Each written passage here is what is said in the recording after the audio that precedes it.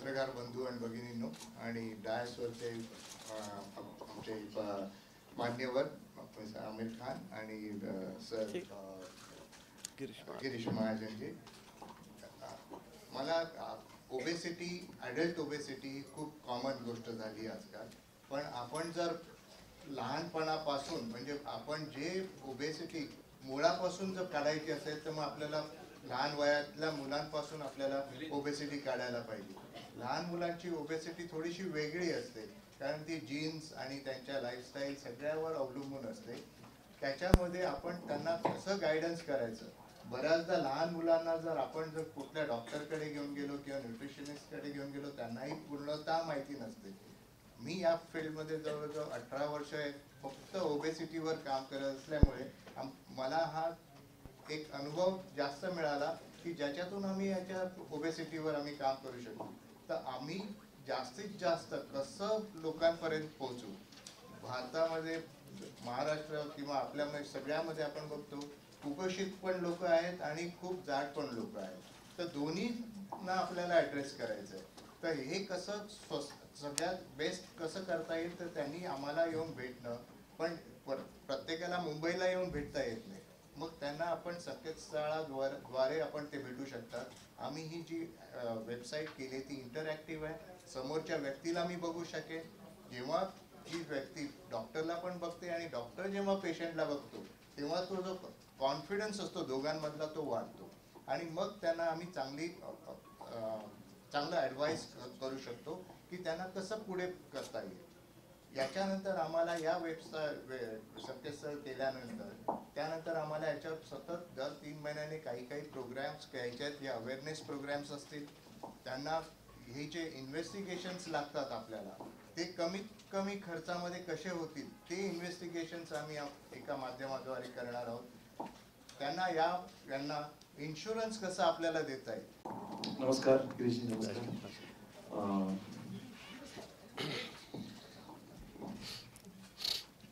Actually ये बहुत अजीब बात है कि एक तरफ हमें कुपोषण का भी सामना करना पड़ता है और एक तरफ ओबेसिटी भी है हमारे सामने. तो ये बहुत एक अजीब चीज़ है लेकिन ये फैक्ट है लाइफ की. और जिस तरह से हम हमारी कोशिश रही है, सरकार की रही है पूरे देश भर में, और पिछले कई सालों से मैं भी एक्चुअली ब्रांड एम्बेसडर था यूनिसेफ का कुपोषण के लिए.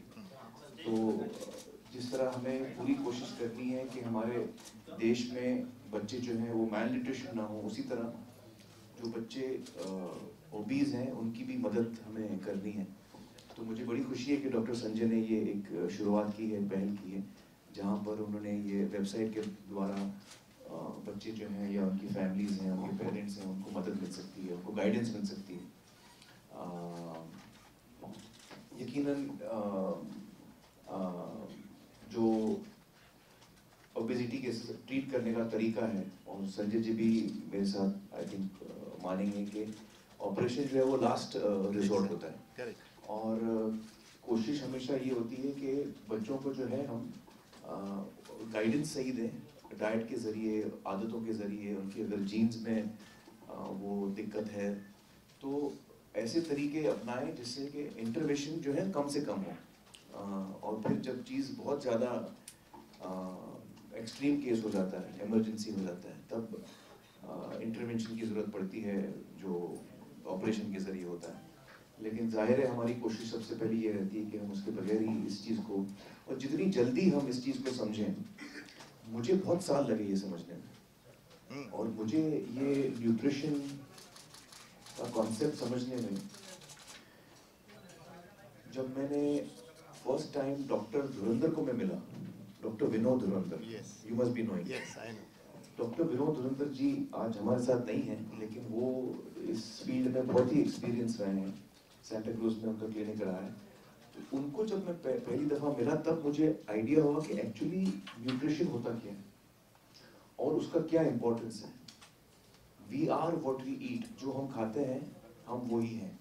जितना हम हेल्दी ताज़ा खाना खाएंगे, जितना सही खाएंगे, बैलेंस्ड खाएंगे, ज़्यादा ना खा के जो जितना खाना चाहिए, जितनी कैलोरीज की ज़रूरत है हमें, उतना ही हम खाएं तो हम स्वस्थ रहेंगे, हेल्दी रहेंगे. ये कॉन्सेप्ट मुझे समझने में बहुत साल लगे. आई थिंक उस वक्त मैं गजनी कर रहा था. then I had gone to him for a diet. तो मैं अपने बच्चों को हमेशा बोलता था कि जो चीज़ मुझे समझ में आई है 40-45 बरस की उम्र में, मैं आप लोगों को 18 साल में सिखाने वाला हूँ, लेकिन बच्चे सुनते नहीं हैं, वो अपने लाइफ में लगे रहते हैं। लेकिन अभी थोड़ा बहुत मेरी कोशिशों की वजह से वो ये बात समझ गए, लेकिन ये बहुत ज़रूरी हम सब के लिए समझना। हमारा जो स्वास्थ्य है, हमारी जो हेल्थ है, वो न्यूट्रिशन पर बहुत ज़्यादा डिपेंडेंट है। तो I think what you are doing is a wonderful thing doctor Sanjay. It will help a lot of families जो ओबेसिटी के साथ लड़ रहे हैं, जो उनको तकलीफ हो रही है, बच्चों को तकलीफ हो रही है, और बच्चों के साथ ख़ास तौर से बहुत सेंसिटिव चीज़ हो जाती है, उनको ट्रीट भी करना बहुत मुश्किल हो जाता है। एडल्ट को ट्रीट करना फिर भी आसान होता है, लेकिन बच्चों को ट्रीट करना मुश्किल होता है। तो my very best wishes and I am very happy कि महाराष्ट्र की सरकार ने भी इसमें सपोर्ट किया है and you know all the very best to you, my best wishes. Thank you. माननीय आमिर जी, संजय बोर्डे साहेब, डॉक्टर शिंगारे, उपस्थित सर्व पत्रकार बंधू भगिनींनो, सर्वप्रथम मी आपली खरंच माफीच मागतो। जवळपास 45-50 मिनिट मला यायला या ठिकाणी उशीर झाला। सकाळी मी नाशिक, तिथून पुणे आणि पुण्याहून इथे आलो। खरं याला 20 मिनिट लागले वरती, पण वरती इतकं ट्रॅफिक जाम म्हणजे खाली उतरायला जागाच नव्हती, त्यामुळे 40 मिनिट तिथे जास्त गेलेत आणि येताना पुन्हा जवळपास अर्धा तास जास्त या ठिकाणी लागला आणि मला यायला उशीर झाला। आमिरजी मध्ये वरती माझ्या कॅबिनमध्येच बसून पाऊण तास माझी वाट बघत होते। खरंच मनापासून दिलगिरी व्यक्त या ठिकाणी मी करतो। आणि संजय बोर्डे साहेब, आपल्याला खरं मनापासून धन्यवाद की आपण वेबसाईट ज्या ठिकाणी आपण त्याचा शुभारंभ केला, त्याचं उद्घाटन केलेलं आहे, एक अतिशय चांगला उपक्रम। आपल्याला कल्पना आहे 2-3 वर्षापूर्वी माझ्याकडे खात्यावर लगेच आपण 4-6 महिन्यामध्ये फाईट ओबेसिटी म्हणून आपण कार्यक्रम हाती घेतला आणि दरवर्षी आपण त्या संदर्भामध्ये त्याचा वाढदिवसही साजरा करतो। त्या माध्यमातून आपल्या मेडिकल कॅम्पच्या माध्यमातून ग्रामीण भागात सुद्धा, खरं म्हणजे ओबेसिटीचं प्रमाण हे आधी प्रौढांमध्ये जास्त होतं, पण तो आता जर आपण बघितलं तर लहान मुलांमध्ये सुद्धा, म्हणजे जागतिक आरोग्य संघटनेचा जो या ठिकाणी रिपोर्ट आहे माझ्याकडे आलेला, गेल्या 5 वर्षामध्ये जवळपास 22% मुलं असेल सरासरी ॲव्हरेज 22% की या ओबेसिटीचे शिकार आहेत। आणि म्हणून दिवसेंदिवस ही संख्या मोठी वाढते देशामध्ये, जागतिक पातळीवर। प्रौढांप्रमाणे आता मुलांमध्ये सुद्धा ही संख्या ज्या प्रमाणात ज्या झपाट्याने वाढते, आणि त्यामुळे या संदर्भामध्ये काहीतरी केलं पाहिजे, या मुलांना मार्गदर्शन झालं पाहिजे, त्यांच्या पालकांना मार्गदर्शन झालं पाहिजे। आणि म्हणून बोर्डे साहेबांनी या ठिकाणी ही वेबसाईट आपल्यासमोर आणलेली आहे। निश्चित महाराष्ट्रातच नाही तर देशभरामध्ये, जगभरामध्ये सर्वांनाच याचा एक चांगला उपयोग, फायदा या वेबसाईटच्या माध्यमातून या ठिकाणी होणार आहे। पूर्वी शहरी भागामध्येच हे प्रमाण जास्त होतं, पण तो आता मी मेडिकल कॅम्प घेतो त्यात आम्हाला असं दिसून आलं की ग्रामीण भागात सुद्धा हे प्रमाण मोठ्या प्रमाणात त्या ठिकाणी आहे। आणि या मेडिकल कॅम्पच्या माध्यमातून शासनाच्या योजना आहेत, CSR आहेत, या सर्वांच्या माध्यमातून आम्ही अनेक ऑपरेशन्स, मग प्रौढ आहेत, लहान मुलं आहेत, यांची या ठिकाणी करतो आहे। खरं म्हणजे ऑपरेशनला खर्चसुद्धा जवळपास 4-5 लाख रुपये, 6 लाख रुपये या ठिकाणी येतो।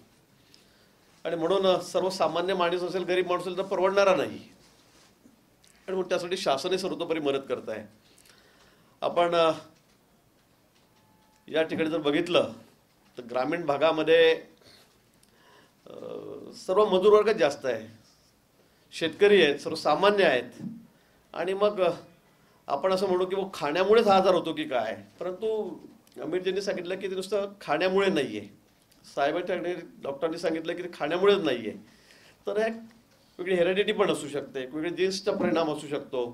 नुसतं लहानपणापासून मुलगा खातो म्हणून तो ओबेसिटीचा शिकार आहे असं समजण्याचं अजिबात कारण नाही, पण तो कुठल्या कुठल्या आजारामुळे त्याच्यामध्ये वजन वाढत असतं, चरबी वाढत असते, आणि त्यामुळे हा आजार या ठिकाणी झालेले आहेत। पण तो वेळेत जर त्याचं निदान झालं, म्हणजे वेळेत निदान होण्यापेक्षा वेळेत जर आपण इलाज केला, उपचार केला, तर पुढे होणारे जे संभाव्य धोके आहेत ते या ठिकाणी टळू शकतात। ओबेसिटीमुळे पुढे कॅन्सरचं प्रमाण वाढलेलं आहे, हृदयविकाराचे रोग त्या ठिकाणी वाढत आहेत, शुगर जी आहे ती सुद्धा त्या ठिकाणी वाढत असते. म्हणजे अनेक आजार त्यात होतात. आणि भारतामध्ये तर म्हणजे शुगरची फॅक्टरीच आहे आपली असं म्हटलं तर हरकत नाही. इतके शुगरचे पेशंट आपल्याकडे जेवढे आहेत जगामध्ये तेवढे दुसऱ्या देशात कुठेच नाहीत. आणि म्हणून मला वाटतं वेळीच या गोष्टींची दखल घेतली गेली तर मला वाटतं त्याचा चांगला परिणाम या ठिकाणी आपल्याला बघायला मिळेल. बोर्डे साहेबांनी अतिशय एक चांगला उपक्रम या ठिकाणी हाती घेतलेला आहे. आज आपण याची कारणं शोधत असताना आपण बघतोय की मुलांमध्ये, लहान मुलांमध्ये का होतं आहे. आजकाल आपली जीवनशैली अशी बदललेली आहे, खानपान इतकं बदललेलं आहे. आपण जे सगळं आज खातोय लहान मुलांमध्ये, विशेष करून शहरी भागामध्ये, हे खरं हा एक चर्चेचा विषय होऊ शकेल, खावं नाही खावं, काय खावं काय खाऊ नये म्हणून. परंतु आजकाल मैदानी खेळापासूनही मुलं लांब चाललेत. एक तर अभ्यासाचं प्रेशर त्यांच्यावर, दप्तराचं ओझं पाठीवर, आणि त्यातला वाचलेला वेळ असेल तर मग तो TV, कॉम्प्युटर आणि मोबाईल. आज मला सांगायला हरकत नाही, माझा नातू 1.5 वर्षाचा आहे. तो मोबाईल बघितल्याशिवाय, त्यातले पिक्चर बघितल्याशिवाय, कार्टून शो बघितल्याशिवाय कधी जेवत नहीं. खाना ही नहीं खाता हो, कभी नहीं. एक बार भी मैंने इसे देखा नहीं. उसको मैं बहुत कम देखता हूँ. पुणे में मेरी लड़की का लड़का है, लेकिन मोबाइल में देखे बगैर वो कभी खाना ही नहीं खाता. और 1 घंटा 2-2 घंटे उसी में खेलते रहता है. उसको सब हँडल करते आता मोबाईल. 1.5 साल का बच्चा आहे. पण जे लहान मुलांना सुद्धा हे प्रमाण एवढं वाढलंय की हे बघितल्याशिवाय ते सुद्धा जेवत नाही. आणि हे असं प्रमाण 80% जवळपास आहे, मला असं बघायला मिळालं. शहरी भागात तर सगळीकडे लहान मुलांना आता आई काय करते, रडतोय ना, ते लावून दिलं त्याच्यावर की तो मग खेळत बसतो त्याच्यावर. हे सर्रास झालेलं आहे. आणि त्यामुळे मैदानी खेळापासून मुलं दूर झालेले आहेत. शारीरिक व्यायाम त्यांना मिळत नाही आणि त्यामुळे असे आजार दिवसेंदिवस वाढत चाललेले आहेत. मला वाटतं की त्याचा फायदा समाजातील एक मोठ्या घटकाला या ठिकाणी होणार आहे. साहेब, शासन आपल्याबरोबर आहे. आमच्याकडून जे जे काही करण्यासारखं असेल ते निश्चित आम्ही या संदर्भामध्ये करू. जी मदत शासनाकडून हवी असेल ती या ठिकाणी करू. ऑपरेशनचे जर आपले काही पेशंट असतील तर त्यांना शासकीय मदत काय करता येईल, CSR मधून काय करता येईल. कारण आपण, आपल्या सर्वांना कल्पना आहे की आपण 1.5-2 लाख लोकांचे ज्यावेळेला मेडिकल कॅम्प घेतो, 25-30 हजार लोकांच्या, शेगावच्या जवळपास आपण 25,000 लोकांचे ऑपरेशन करतो आहोत. गेले आपला मोठा कॅम्प आहे. पण आता यातून जे असे मुलं आपल्या निदर्शनास येतील, निश्चित आपण त्या संदर्भात शस्त्रक्रिया करावी लागली ते अंतिम आहे. पण उपचार तर आपण करूच, पण इलाजच नसेल तर शेवटी ऑपरेशन करावी लागतात, शस्त्रक्रिया करावी लागतात.